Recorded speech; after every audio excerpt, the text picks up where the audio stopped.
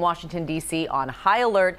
Security ramping up in our nation's capital after that violent siege. We're going to have the latest on the new threats now this morning with just 8 days until Joe Biden's inauguration. D.C.'s Mayor Muriel Bowser is standing by live to join us. And the House is moving fast to impeach President Trump for a second time. That has never happened before in American history. The vote on track for tomorrow on an impeachment article that charges President Trump with inciting insurrection, calls him a threat to national security, democracy, and the Constitution. So let's take a live look right now at the White House. The president, as we know, has not made a public appearance since the attack on the Capitol.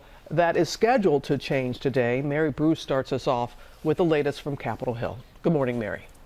Good morning, Robin. Well, we are now heading for what is sure to be an historic 2 days here on the Hill. Democrats are moving at an extraordinary pace, summoning lawmakers back to the Capitol now, still in shock, but determined to hold the president accountable for the violence he incited here. A second impeachment vote now imminent.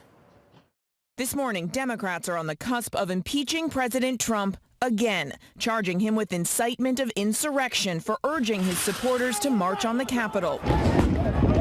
Disturbing video showing the violence that unfolded as police attempted to stop the mob without success.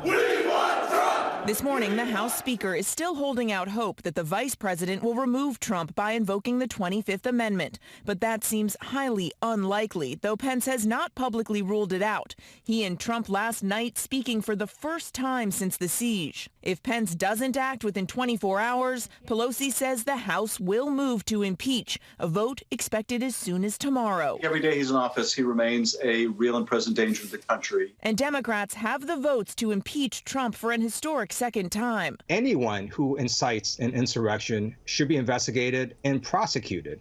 No one is above the law. Some Republicans are also expected to back the move, though most remain opposed. The top Republican in the House, Kevin McCarthy, saying an impeachment at this time would have the opposite effect of bringing our country together. But more Republicans are distancing themselves from Trump. Congressman Madison Cawthorn, a rising star in the party who spoke at the rally right before the riot, egging on the crowd, and later voted to overturn the election results, now says it was a mistake for Trump to urge the crowd to march to the Capitol. He never should have directed that crowd towards the Capitol building because there was a bad outcome was destined at that point.